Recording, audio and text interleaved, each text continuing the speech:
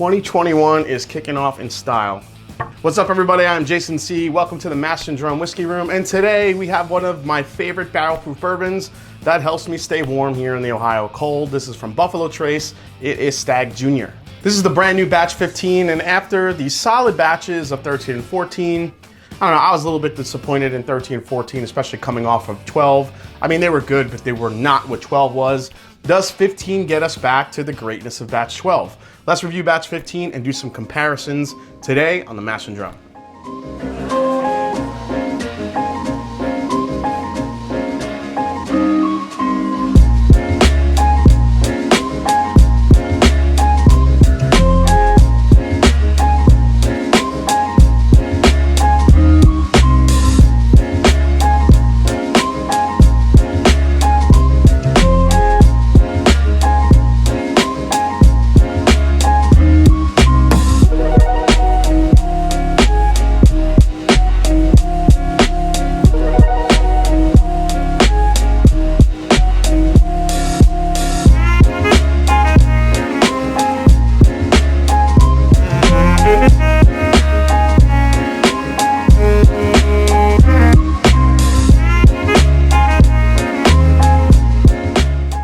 So this little brother to the sought-after George T. Stagg from the Buffalo Trace Antique Collection gets released a couple times a year and has been since around 2013 with different proof points each batch. Now the 15th batch is bottled at 131.1 proof. It's around 8 years old usually.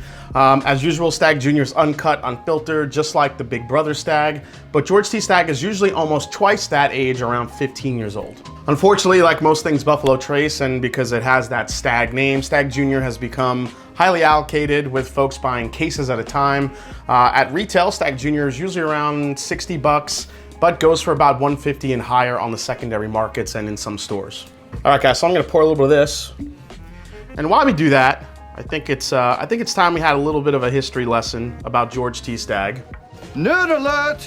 So while this opens up a little bit, let's talk a little bit about George T. Stagg. He was born in 1835, one of the founding fathers of what is now the Buffalo Trace Distillery in Frankfort, Kentucky. His family originally emigrated to Bergen County, Pennsylvania, where his great-grandfather had been a regimental commander in the New Jersey militia during the Revolutionary War. In 1861, he enlisted in the Union Army during the U.S. Civil War, and early in his tenure as a soldier, he gained reputation for his bare-knuckle fighting in the ring. His unit was the 21st Kentucky Infantry Regiment, and they saw significant combat taking part in the Battle of Franklin, Battle of Nashville, Battle of Stone River, Battle of Kennesaw Mountain, and in the Siege of Atlanta as well. So not only did this dude fight in wars, but he was also an amazing boxer. Just like his bourbon, he was badass. So when the Civil War ended, George moved with his growing family to St. Louis, Missouri, where he met a wealthy local businessman named James Gregory. Gregory was impressed with the 31-year-old Stagg, perhaps due to the regimented military lifestyle he had led for the last 4 years. George T. Stagg developed an extremely high sense of organization, being very detailed-oriented, keeping records, and having a lot of leadership qualities. So together they partnered and created a new company called Gregory and Stagg. They were commercial merchants and distillers agents. So it meant that Stagg was busy selling Kentucky whiskey in markets throughout the Midwest and regionally around the United States. His work brought him in contact with many different distillers and rectifiers of St. Louis and other Midwest cities. In 1873, a severe financial downturn throughout the world threw many previously successful distillers into serious financial trouble. Among them was the legend Colonel Edmund Haynes Taylor Jr., or as you may know him, Colonel E.H. Taylor, considered the king of Kentucky bourbon. The Louisville Courier-Journal reported in June 1877 that Taylor owed Gregory and Stagg's firm $150,000, which was the equivalent to $4 million today. Stagg saw Colonel Taylor's financial struggles as an opportunity. Up until now, Stagg had been considered a very good salesman, pitchman for Kentucky whiskey, but not a real player in the industry.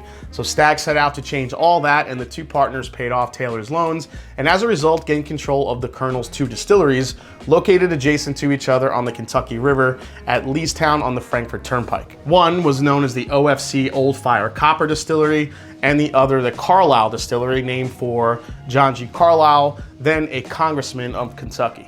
So during the 6 years Taylor was working for Stagg, their relationship got real icy, and by late 1886, the Colonel wanted out of the company. So because the Colonel was clearly tired of dealing with George's stubborn personality, Stagg cut him a deal. In return for Taylor's share of his stock, Colonel Taylor had to back a third distillery Stagg had acquired.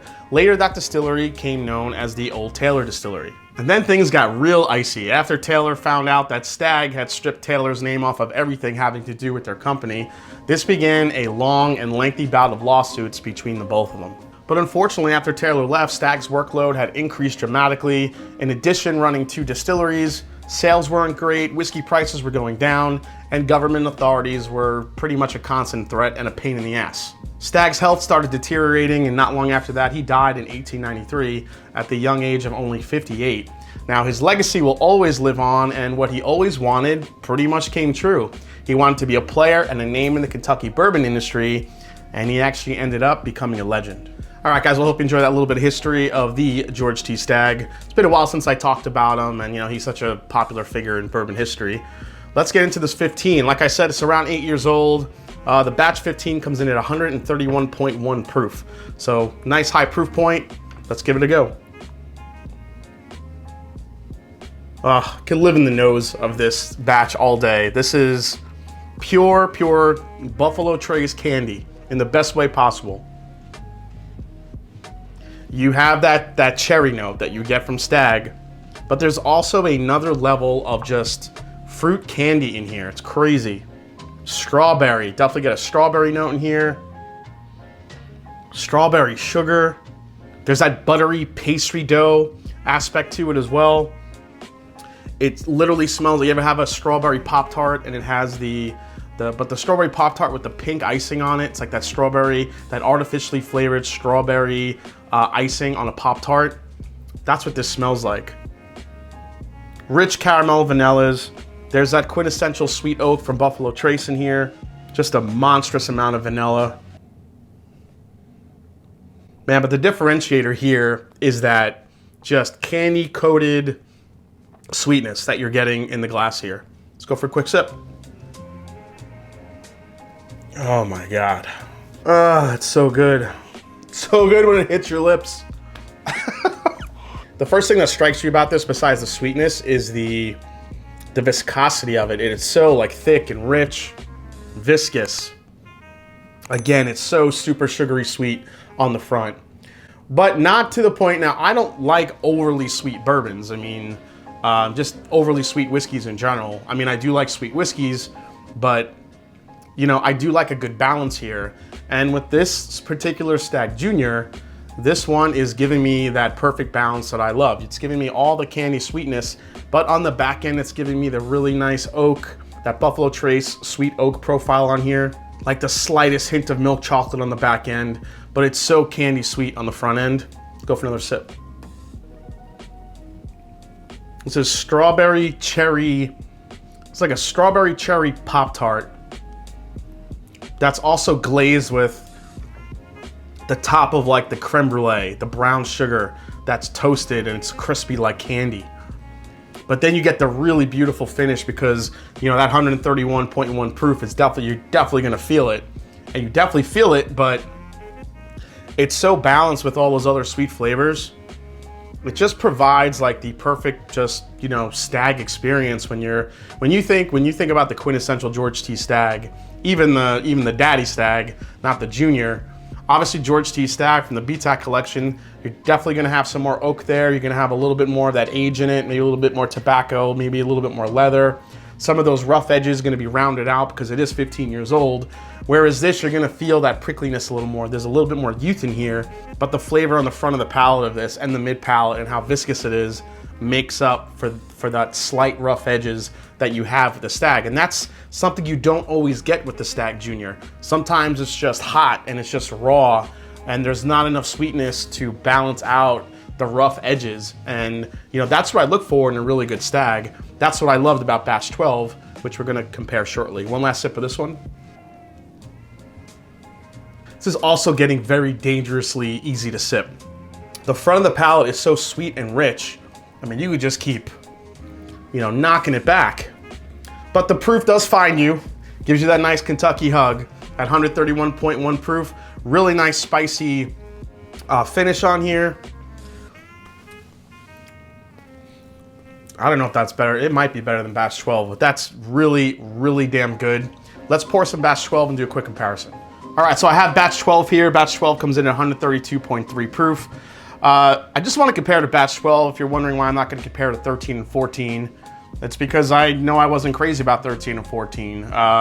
13 was slightly, a step back from batch 12, and then 14, in my opinion, was even a further step back from batch 12. They were both solid batches, but again, when I talked earlier about being a little bit rough around the edges with not enough of that sweetness to balance it out, there was a little bit more of that bitter oak in there that I wasn't getting from batch 12. Let's do a quick comparison and see what the differences are and see which one I like better. Here we go. Oh my gosh. All right, so when you compare 15 and 12, it's actually a huge difference here. 12 comes in definitely more on the dark caramel, toffee, brown sugar type flavor profile, whereas 15 is more of the cherry, strawberry, icing, vanilla cake sweetness on 15.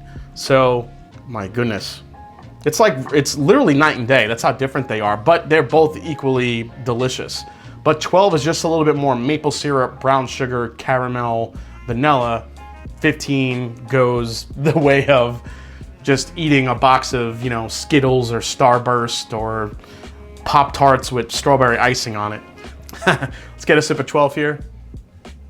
Yeah, so like I said, 12 is very sweet. It's just a different type of sweetness. It has the more of a maple syrup, caramel, brown sugar, like a rich brown sugar note on batch 12, which I absolutely love. But when you compare it to 15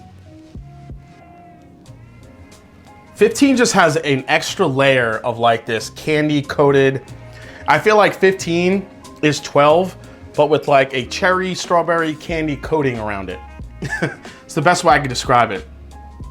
I mean, 12 is obviously delicious, still one of my favorite batches. I have a couple backups of this one, but this 15, if you thought 12 was good, I'm telling you, there's something about since batch 9. Remember batch 9 being a really good batch of Stagg Jr.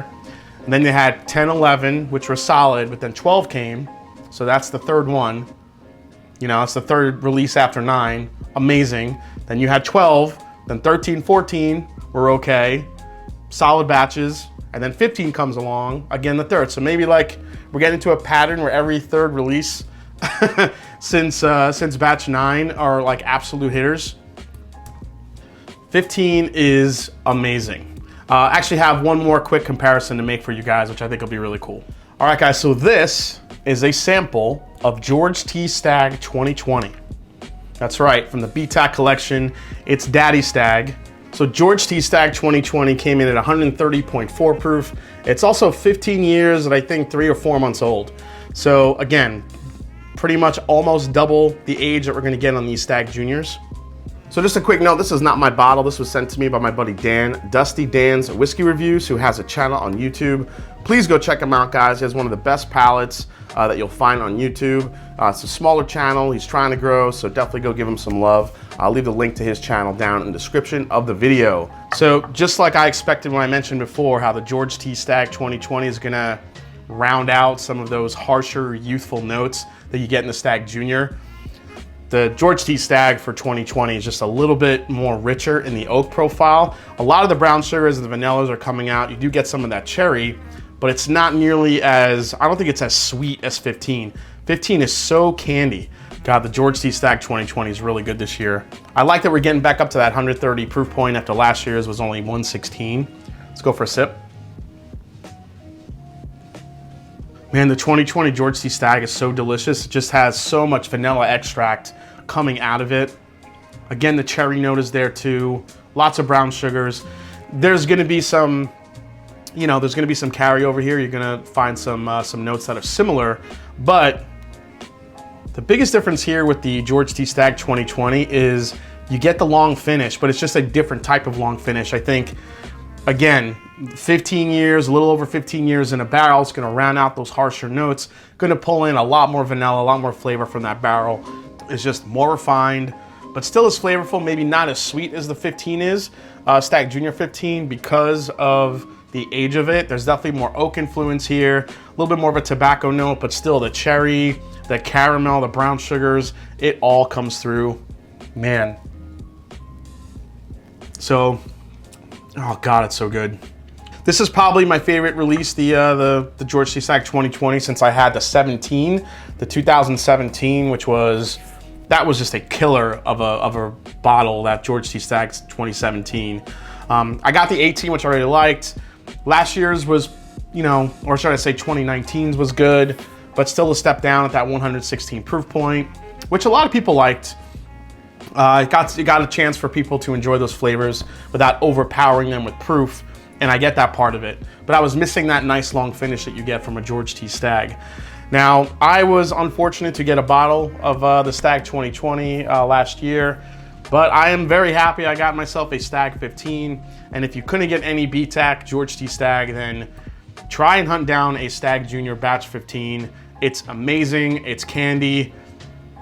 Man, this might already go into my top for 2021. That's gonna be really hard to beat. It's so freaking good. All right, guys, well, hope you enjoyed this video as we reviewed the Stagg Jr. Batch 15, and we also compared it to Stagg Jr. Batch 12 and a little George T. Stagg from 2020. Hope you enjoyed it. If you did, hit the subscribe button below. Please hit the like button. If you haven't yet, find me on Instagram, find me on Twitter. Let me know if you've had the Stagg Jr. Batch 15 yet, what you think of it. Do you find it as sweet as I did? And as I always say, it's not about the whiskey, it's the people you share it with. So cheers. Hell yeah, George T. Stagg. Stagg Jr. Delicious. 15. Go get it. Take care, everybody.